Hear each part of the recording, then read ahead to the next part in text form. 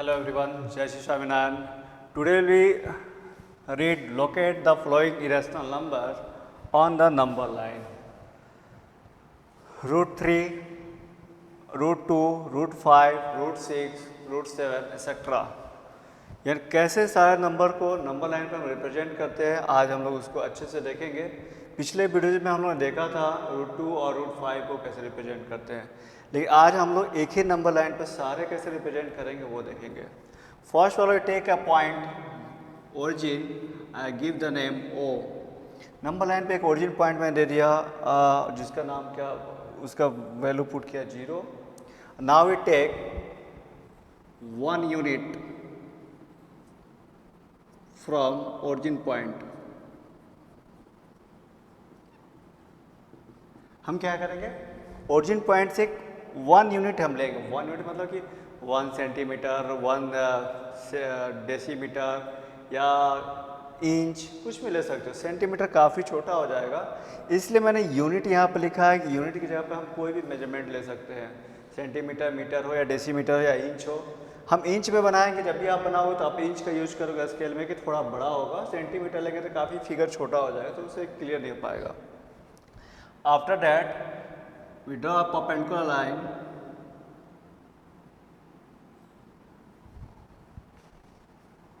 on the point A.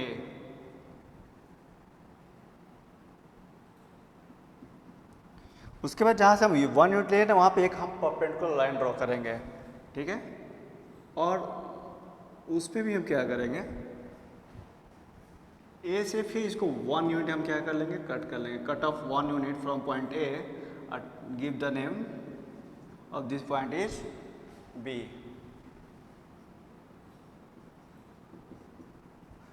Now join point A to B.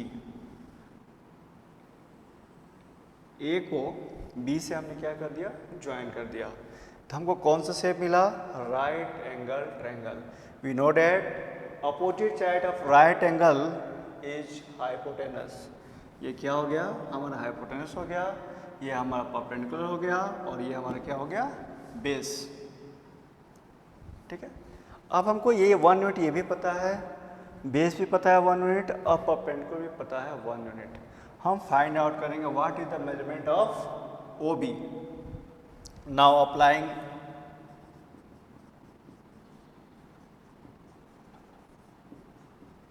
Pythagoras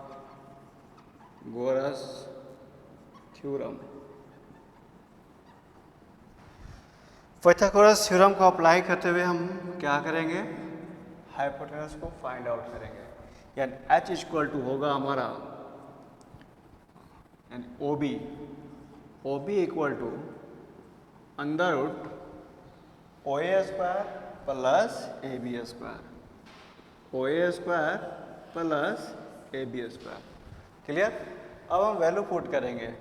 ओ ए हमारा कितना है, 1 unit, यानी 1 का स्क्वायर प्लस 1 का स्क्वायर। 1 प्लस 1 यानी 2। हमको क्या मिल गया, length of O B is √2, यानी h is equal to √2। Pythagoras theorem apply करते हुए हमने ओ बी का वैल्यू फाइंड आउट कर लिया। अब हम ओ बी का हमें वैल्यू फाइंड होगा √2, जिसको हम नंबर लाइन पे कैसे लोकेट करेंगे। तो take O as a radius, O B as a radius. Take O B as radius. O B को हम रेडियस मान करके and draw an arc which intersect O P at point C. जो O B को हमने क्या मान लिया, रेडियस मान करके हमने एक आर्क ड्रॉ किया जो हमारा ओ पी को सी पॉइंट पर कट कर रहा है। यानी जब ये हमारा √2 है, अब जितना इसका डिस्टेंस होगा वो भी क्या होगा, हमारा √2 होगा। यानी यहाँ से यहाँ तक का क्या हो गया, हमारा √2 हो गया। वैल्यू क्या हो गया हमारा, √2। फिर हम क्या करेंगे, अब नेक्स्ट हमें √3 दिखाना होगा, तो क्या करेंगे, तो बस अब √3 के बाद ये हमारे इतना का डिस्टेंस ओ सी का कितना, √2। Once again now we draw perpendicular at point C. C पर फिर से हम क्या करेंगे, एक परपेंडिकुलर लाइन ड्रॉ करेंगे और cut off C D equal to 1 unit, यानी सी डी पर हम क्या लेंगे, फिर 1 यूनिट ले लेंगे। क्या ले लेंगे, 1 यूनिट। ठीक है, अब इसको क्या करेंगे, फिर इसको ओरिजिन पॉइंट से हम इसको ज्वाइन कर लेंगे।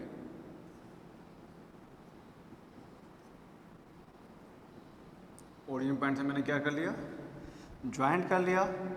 अब हमको ओशी पता है, यह भी एक राइट एंगल ट्रायंगल बन गया। क्या बन गया, एक न्यू राइट एंगल ट्रायंगल फिर से हमें मिल गया। देख रहे हो, अब यहाँ पर ओ सी इक्वल टू क्या हमारा, √2, जब हम लोगों ने अभी फाइंड आउट किया। और C B equal to C D equal to क्या है, 1 unit. Now once again applying the Pythagoras theorem, अब find the value of O D. अब हम ओ डी का वैल्यू फाइंड आउट करेंगे। Same rules, O D equal to O C square plus C D square. ठीक है, अब हम ओशी का वैल्यू क्या है हमारा, ओशी का वैल्यू हमारा √2 है। क्या है हमारा, √2। यहाँ पे हम क्या रखेंगे, √2 का स्क्वायर प्लस सी डी कितना है हमारा, 1 यूनिट, यानी 1 का स्क्वायर कर लेंगे। जब भी हम रूट का स्क्वायर करते हैं तो रूट हट जाता है, क्यों हटता है वो भी देख लो। अगर मैं √2 का स्क्वायर कर रहा हूँ तो क्या होगा, यानी √2 इंटू √2, 2 2 जा 4। ओके, अब 4 का स्क्वायर रूट क्या होता है, 2 होता है। क्यों, अगर इसको हम प्राइम फैक्टर करेंगे 2 इंटू 2, पेयर बन गया तो एक बाहर निकल जाएगा एंड 2 मिल गया। यानी जब भी हम रूट का स्क्वायर करते हैं तो रूट क्या होता है, ओपन हो जाता है। यानी हमको यहाँ पर मिला 2 प्लस 1। नाउ वी गेट 2 + 1 = 3, यानी हमारा OD का डिस्टेंस क्या मिल गया, √3 मिल गया। ठीक है, यहाँ तक क्लियर। अब now we take OD as a radius. OD को हम रेडियस मान लेंगे और रेडियस मान करके draw an arc which intersects OP at point, कोई भी हम नाम दे देंगे, ABCD, तो यहाँ मैं E दे देता हूँ। क्या दे दिया, E दे दिया इस नाम। ठीक है, ये हमारा √3 है, इसको रेडियस मान के मैंने यहाँ पर एक आर्क ड्रॉ किया, तो इसका भी सेम डिस्टेंस क्या होगा, √3। यहाँ 0 से लेकर यहाँ तक का जो वैल्यू होगा वो क्या होगा, हमारा √3 होगा। √3 मिल गया। कहाँ से कहाँ तक, यहाँ से यहाँ तक। क्लियर, फिर उसके आगे अब बढ़ता जाएगा √4 √5। अब नेक्स्ट फाइंड आउट करने के लिए सेम वही कंडीशन, फिर draw an another perpendicular at point ई पर हम क्या करेंगे, फिर एक परपेंडिकुलर लाइन ले लेंगे हम। ठीक है, सेम फिर cut off 1 unit from point ई से 1 यूनिट हम क्या करेंगे, कट करेंगे। यूनिट इसलिए लिया है कि अगर मैं इंच होगा तो इस सबको इंच लेके चलेंगे, सेंटीमीटर होगा तो सब सेंटीमीटर चलेगा, मीटर लेंगे तो सब मीटर। मीटर काफ़ी बड़ा हो जाएगा, हम लोग नोटबुक में इंच ही यूज करेंगे। फिर 1 यूनिट लेने के बाद फिर सेम प्रोसीजर, अब इसको हम क्या करेंगे,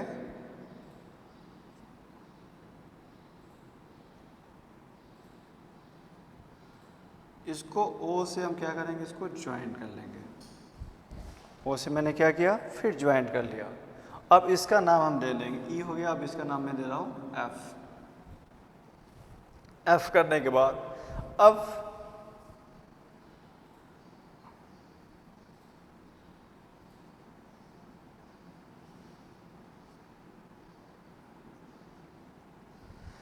तो यहाँ से यहाँ तक का हमारा डिस्टेंस क्या है, तो यहाँ से हम तो को पता है कि √2 √3, ये जो हमारा डिस्टेंस गया है वो कितना हमारा √3 का है, और √2 ये हो गया √3।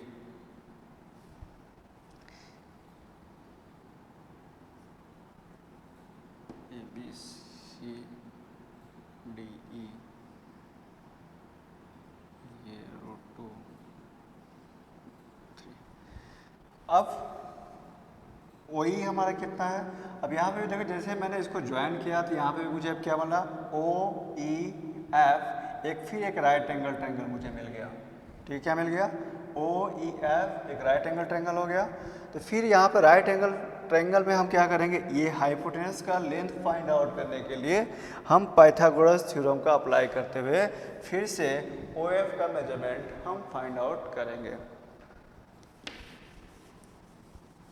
या नेक्स्ट क्या होगा, अब O F equal to under root O E square यानी base square O E square plus E F square. ठीक है, तो ओ ई का वैल्यू क्या है हमारा, √3,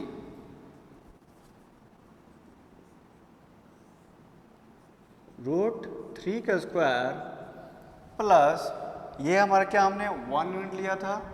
ठीक है, यानी 1 का स्क्वायर, रूट का स्क्वायर करेंगे रूट हट जाएगा, 3 + 1 देन वी गेट 3 + 1 √4, यानी इसका वैल्यू हमारा क्या आ गया, यहाँ से यहाँ तक का डिस्टेंस √4 हो गया, यहाँ से यहाँ तक √4।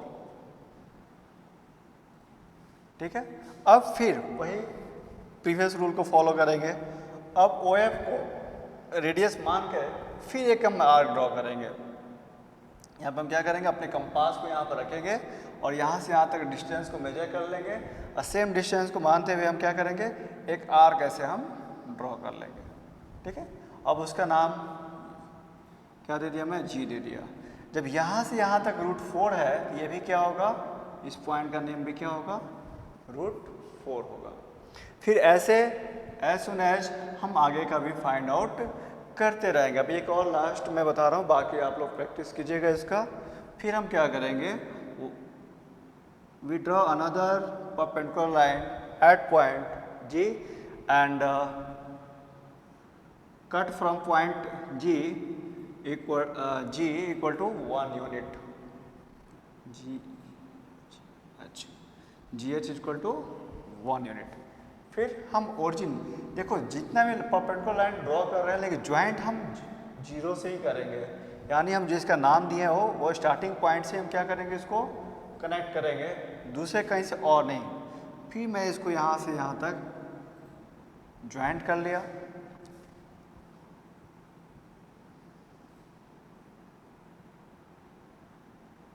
ठीक है, अब एक नया राइट एंगल ट्रायंगल फिर मुझे मिला, उसका क्या नाम है, ओ जी एच। क्या मिला मैं, ओ जी एच। अब फिर यहाँ से ओ जी का लेंथ कितना है, √4, और जी एच का लेंथ कितना है, 1 यूनिट। अब हम फिर क्या करेंगे, ओ एच का वैल्यू फाइंड आउट करेंगे अप्लाइंग पाइथागोरस थ्योरम, यानी O H equal to under root O G square plus G H square.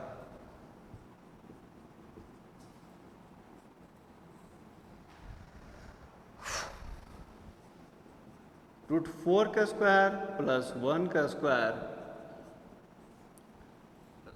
Root का स्क्वायर करेंगे रूट हट जाएगा, +1, तो क्या मिला मुझे, √5 मिल गया। यानी इसका लेंथ क्या हो गया हमारा, √5। यहाँ से यहाँ तक का डिस्टेंस क्या मिला हमें, √5। फिर OH को हम क्या करेंगे, OH को रेडियस मान करके फिर हम एक आर्क ड्रॉ करेंगे। ठीक है, उस आर्क ड्रॉ करेंगे, यानी OH हमारा कितना है, √5। तो यहाँ से यहाँ तक का भी डिस्टेंस क्या होगा, √5, यानी यहाँ से यहाँ तक हमें क्या मिल गया, नंबर लाइन पर √5 कहाँ आएगा, यहाँ पर आएगा। ऐसे ही आपको जो भी दिया जाए तो उसको हम एज पर कंटिन्यू एक ही नंबर लाइन पे आगे बढ़ा सकते हैं, लेकिन उसमें कभी कभी कुछ नंबर ऐसे होते हैं कि उसके जस्ट बिफोर एक कंप्लीट स्क्वायर नंबर होता है, उसको हम डायरेक्ट भी कर सकते हैं। जैसे ये आपको तो क्लियर हो गया, कैसे हम आगे एज सुन आगे हम बढ़ते जाएंगे।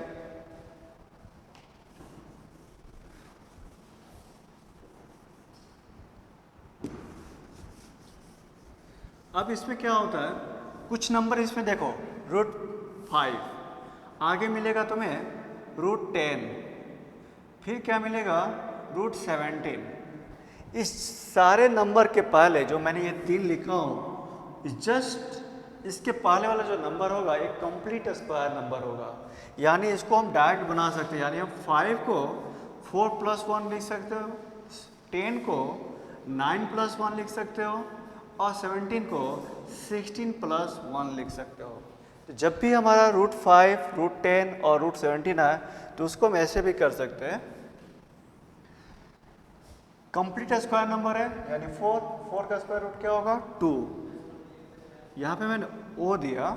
अब उसके बाद अब 4 का स्क्वायर रूट क्या होगा 2, तो मैं यहाँ पे क्या करूँगा डायरेक्ट 2 यूनिट ले लूँगा। Now draw perpendicular line from this point. अब यहाँ से मैं क्या करूँगा, एक परपेंडिकुलर लाइन ड्रॉ किया जिसका लेंथ क्या है 1 यूनिट, ठीक है। फिर इसको now join O to B, इसको हम ज्वाइन कर लेंगे। यानी मैं यहाँ परपेंडिकुलर लाइन ड्रॉ किया तो ये क्या बन गया हमारा, नाविगेट right angle triangle. Now we find the length of OB applying Pythagoras theorem. अप्लाइंग Pythagoras theorem. What is the value of OB? Now we write OB equal to under root OA square plus AB square. OA square plus AB square. Put out. What is the value of OA? Now we see here value of OA is total length of OA is 2 units. Total length of OA is 2 unit. We write here 2 square plus what is the length of AB? 1 unit. So 1 square.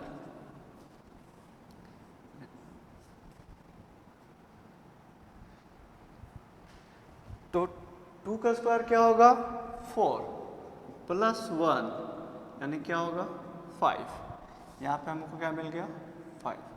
अब इसको एक arc मान करके एक फिर हम क्या कर लेंगे, एक रेडियस एक आर्क ड्रॉ करेंगे, इसको रेडियस मान करके एक आर्क ड्रॉ करेंगे, √5 मिल गया। यानी बताने का नंबर है किसी नंबर के जस्ट बिफोर अगर हमारा कंप्लीट स्क्वायर नंबर होगा तो हम डायरेक्ट उसको बना सकते हैं। जैसे इसको बनाना होगा तो 9 का स्क्वायर रूट क्या होगा 3, यानी नंबर लाइन पे हम क्या लेंगे, यहाँ से यहाँ तक 3 यूनिट ले लेंगे और इधर 1 कर लेंगे। फिर 16 का स्क्वायर रूट क्या होगा 4 होगा, तो हम नंबर लाइन पे हम क्या करेंगे डायरेक्ट 0 से हम 4 यूनिट ले लेंगे। कितना ले लेंगे 4 यूनिट। यानी जब भी इस टाइप का नंबर मिल गया √5, √10, √17, तो इतना हम जो अभी हम लंबा √3, √4, √5 से ज़्यादा तो उतना लंबा जाने की जरूरत नहीं है, हम डायरेक्ट बना सकते हैं। ठीक है, बस ध्यान आना चाहिए उसके जस्ट बिफोर क्या होना चाहिए, एक कंप्लीट स्क्वायर नंबर होना चाहिए। जो पहला √5 होगा, सेकेंड √10 होगा, थर्ड √17 होगा, और इससे ज़्यादा आपसे पूछे नहीं जाते, उससे ज़्यादा बड़ा आपसे पूछा नहीं जाएगा। जब भी होगा तो 10 को 9 + 1 ले सकते हो, 9 का स्क्वायर रूट क्या होगा 3, यानी पहले हम क्या ले सकते हैं 3 यूनिट ले सकते हैं। जैसे मैंने इसके लिए 2 यूनिट लिया ना, 4 का स्क्वायर 2 तो 2 लिया, इसके लिए क्या लेता 3 लेता, इसके लिए क्या लूँगा मैं 4 यूनिट लूँगा। ओके, अब हमारा आज आई होप कि आपका क्लियर हो गया होगा कैसे हम इरेशनल नंबर को नंबर लाइन पर रिप्रेजेंट करते हैं। ओके, नेक्स्ट टॉपिक है हमारा टाइप्स ऑफ डेसिमल। डेसिमल के बारे में तो पिछले कक्षा में पढ़ चुके हैं, क्लास में पढ़ चुके हैं, लेकिन यहाँ पर आप डेसिमल का टाइप्स पढ़ेंगे। तो क्या है डेसिमल का टाइप्स वो देख लेते हैं। इसे आप लोग 2-3 बार ट्राई कीजिएगा नोटबुक पर, तो आपको बहुत अच्छे से आ जाएंगे। काफ़ी इजी क्वेश्चन है ये।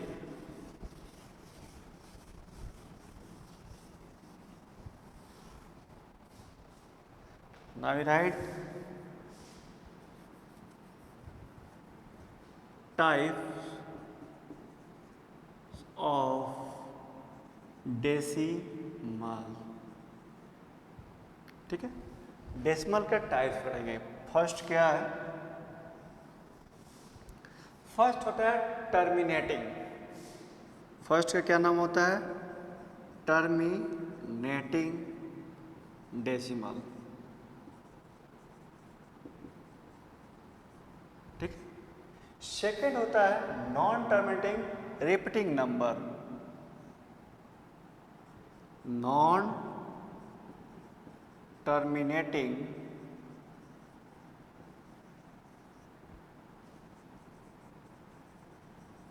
Repeating decimal.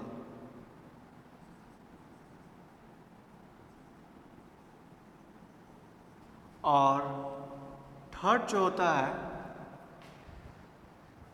Non terminating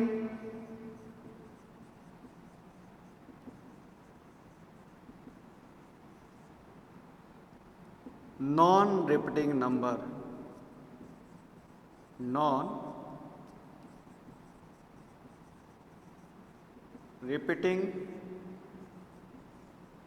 number नहीं, डेसिमल। ठीक है।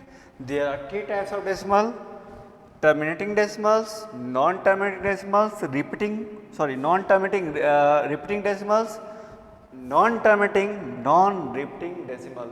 यहाँ पर रिपीटिंग की जगह पर रेकरिंग भी आता है। सेकेंड नेम इसका क्या नाम आता है? रेकरिंग।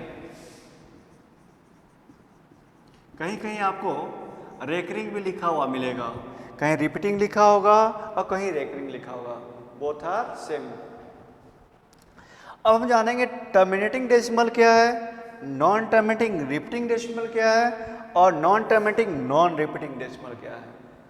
जब भी हम रेशनल नंबर का डेसिमल एक्सपेंशन लिखते हैं तो there are two types of decimals expansion of rational numbers, either terminating और नॉन टर्मिनेटिंग रिपीटिंग डेसिमल्स।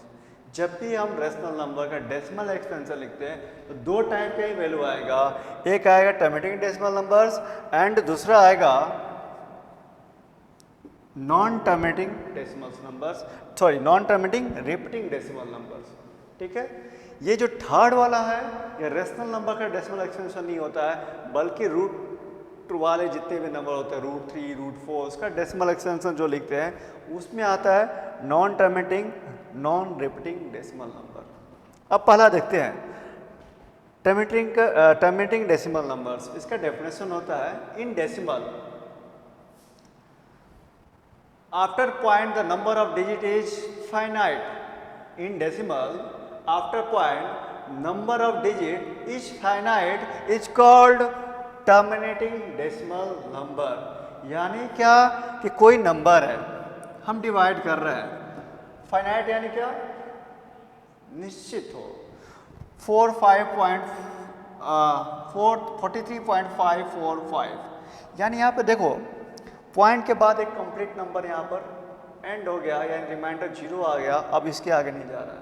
ये क्या कहलाएगा? एक कंप्लीट आफ्टर डेसिमल क्या है? फाइनाइट डेसिमल नंबर है। फाइनाइट डेसिमल नंबर हो गया तो टर्मिनेटिंग हो गया। ये कैसे आता है वो भी देखो। जैसे मैं आपको बताऊँ 17/5 में लिख दिया। अब देखो 17 में हम 5 से डिवाइड करते हैं, देखो डेसिमल एक्सपेंशन क्या आता है आप देख लेते हैं। 17 डिवाइडेड बाय 5, 5 3 जा 15, now we get remainder 2, we take decimal, now we get 1 0। अगर मैं जैसे डेसिमल लेता हूँ तो एक 0 हम लोग मिल जाता है। अब 5 4 जा 20, 5 4 जा 20, then we get remainder 0। अब इसके आगे डिवाइड हो सकता है? तो नहीं हो सकता है। क्यों? क्योंकि रिमाइंडर क्या आ गया हमारा? 0 आ गया। 0 आ गया and after decimal number of digit finite यानी फिक्स है, इसके आगे अब नहीं बढ़ेगा। तो कौन सा नंबर हो गया? Terminating decimal numbers. इस टाइप के डेसिमल एक्सपेंशन को हम क्या बोलते हैं? टर्मिनेटिंग बोलते हैं। क्लियर? यानी इसका डेफिनेशन होगा in decimal after decimal number of digit is finite is called terminating decimal numbers. अब हम देखेंगे second non terminating repeating decimal numbers क्या है। फर्स्ट वाला क्लियर हो गया ना? वंस अगेन मैं इसका डेफिनेशन आपको रिपीट कर देता हूँ। In a decimal after point number of digit is finite is called terminating decimal। अब सेकेंड हम देखने जा रहे हैं non terminating repeating decimal. Repeating की जगह पर कहीं कहीं लिखा आता है रेकरिंग डेसिमल। ठीक है, ये दोनों है सिनोनिम्स है एक दूसरे के। अब इसमें कैसे आएगा, वो किस टाइप के डेसिमल एक्सपेंशन को हम नॉन टर्मिनेटिंग रिपीटिंग नंबर लिखते हैं। तो कभी कभी आप डिवाइड करोगे तो देखोगे after decimal same digit repeat होने लगता है। क्या होता है, सेम डिजिट रिपीट होने लगता है, वो कंटिन्यूस चलता रहता है। तो वो किस में आएगा, नॉन टर्मिनेटिंग रिपीटिंग नंबर में आएगा। देख लेते हैं एक एग्जांपल। जैसे मैं यहाँ पर लिखा 1/3। क्या लिखा मैंने, 1/3, यानी 1 में हम 3 से डिवाइड करके देखेंगे और देखेंगे इसका डेसिमल एक्सपेंशन क्या आ रहा है। अब देखो मैं 1 में 3 से डिवाइड करता हूँ तो क्या है, dividend is less than divisor, so we can not divide नहीं कर सकते। Now we take the decimal. जैसे हम डेसिमल लेते हैं तो हमें एक जीरो क्या मिलता है, गिफ्ट में मिल जाता है। और ये जीरो तो हम डेसिमल को डिनोट करने के लिए दिए हैं, हमने प्रीवियस क्लास में बताया था। इस जीरो को कोई वैल्यू नहीं है, लेकिन डेसिमल को डिनोट करने के लिए जीरो देना पड़ता है। और दूसरा एक और रीजन है, कुछ भी टाइम में नहीं, जीरो टाइम में तो जाता है ना फर्स्ट टाइम में, इसे जीरो भी आता है। तो हम क्या करेंगे अब जैसे मैं डेसिमल दिया, हमें मिल गया एक जीरो, तो 3 3 जा 9, देन वी गेट रिमाइंडर 1। फिर डेसिमल लेते हैं, एवरी टाइम जीरो मिलेगा। फिर 3 3 जा 9, फिर 1, फिर डेसिमल एक जीरो मिला, 3 3 जा 9, फिर रिमाइंडर 1 मिला। अब ऐसे सुनिए क्या होगा, कंटिन्यू रहेगा। तो यानी इसका वैल्यू क्या होगा, 0.333 डॉट डॉट डॉट डॉट, ये कंटिन्यू चलता रहेगा। इस टाइप के डेसिमल एक्सपेंशन को हम क्या बोलते हैं, नॉन टर्मिनेटिंग रिपीटिंग डेसिमल। हम इसको भी ऐसे भी लिख सकते हैं 0.3 पर रेकरिंग 3, 0.3, यानी आप इसको हम रेकरिंग पढ़ते हैं। जो ऊपर मैंने बार का साइन दिया है, इस बार को हम क्या पढ़ेंगे, रेकरिंग। यानी ये डिनोट करा रहा है कि ये डिजिट बार बार अब क्या हो रहा है, सेम डिजिट अब रिपीट हो रहा है यहाँ से। ये क्या, इसको शॉर्ट में हम ऐसे लिख सकते हैं 0.3। क्लियर। तो इस डेसिमल एक्सपेंशन को हम क्या बोलेंगे, नॉन टर्मिनेटिंग रिपीटिंग डेसिमल्स। यानी इसका डेसिमल डेफिनेशन क्या होगा, in decimal after decimal number of digits is infinite is called non-terminating repeating decimals। Clear. Definition क्या हुआ हमारा, in decimal after decimal point number of digit is infinite is called non-terminating repeating decimals। Clear.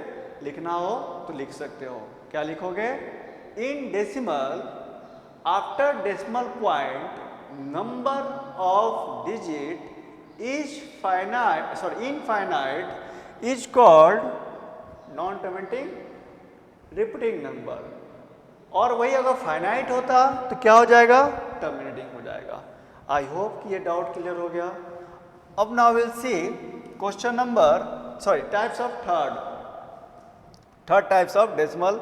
क्या है हमारा third types of decimal, non terminating non repeating decimals. Clear. उसका भी example हम देख लेते हैं। अब जैसे मैं यहां पर आप लोग, मैं ले लिया √2। अब √2 का वैल्यू क्या होगा, तो हम लोगों ने क्लास 8 में डिवीजन मेथड से स्क्वायर रूट फाइंड आउट करना हम लोगों ने सीखा था। अब उस मेथड से इसका हम क्या करेंगे, डेसिमल एक्सपेंशन फाइंड आउट करेंगे। तो क्या होगा, ठीक है, यहां पे होगा 1 1 जा 1,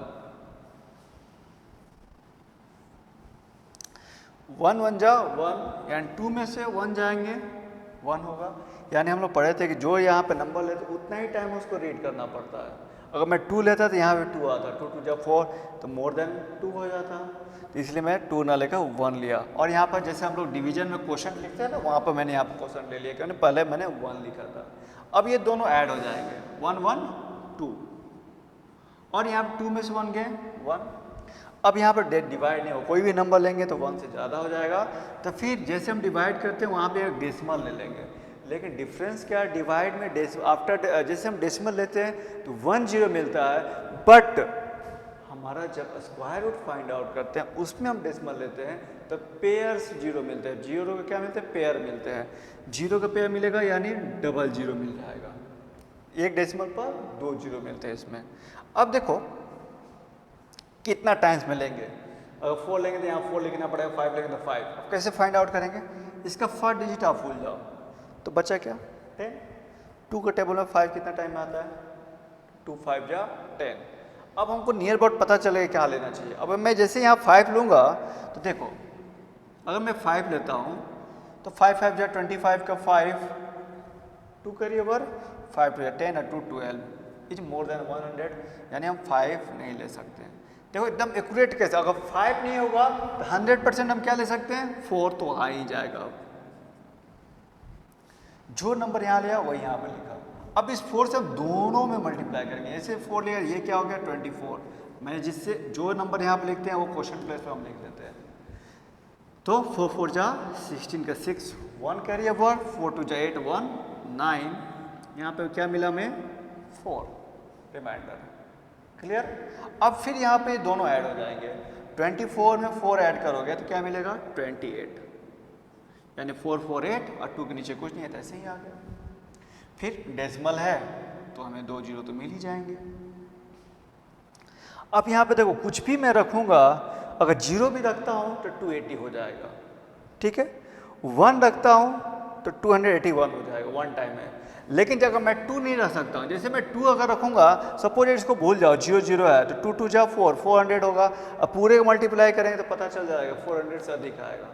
सिंपल सा, 2 2 जा 4, 2 8 जा 16 के 6, 1 करिए बट 2 2 जा 4 1 5, यानी हम 2 ना लेकर हमें क्या लेंगे 1 लेंगे। क्या लेंगे हम 1, तो 1 1 8 जा 1, फिर 1 2 जा 2, फिर हम अब सब्ट्रैक्ट करेंगे। 10 में से 1 जाएगा 9, 9 में से 8 गए 1, 3 में से 2 जाएगा 1।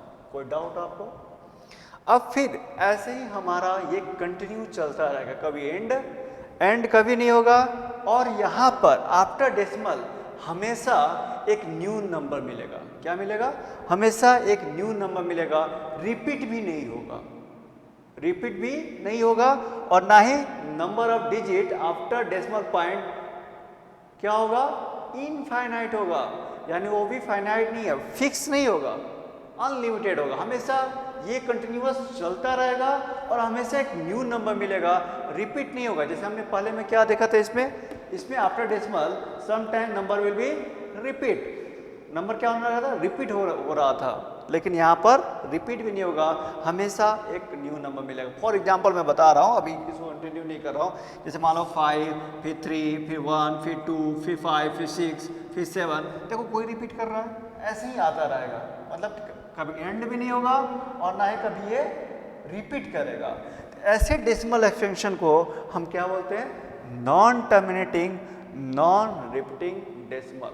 और ऑलवेज ये रूट में जो परफेक्ट स्क्वायर रूट नहीं होते हैं उसके डेसिमल एक्सटेंशन, जैसे √3 हो गए, √4 का नहीं, 4 का तो 2 हो जाएगा, √5 हो गए, जैसे √2, √3, √5, √6, √7, जितने भी ये रूट वाले हैं, एक बात ध्यान रखिएगा, रूट में वो परफेक्ट स्क्वायर नंबर नहीं होना चाहिए।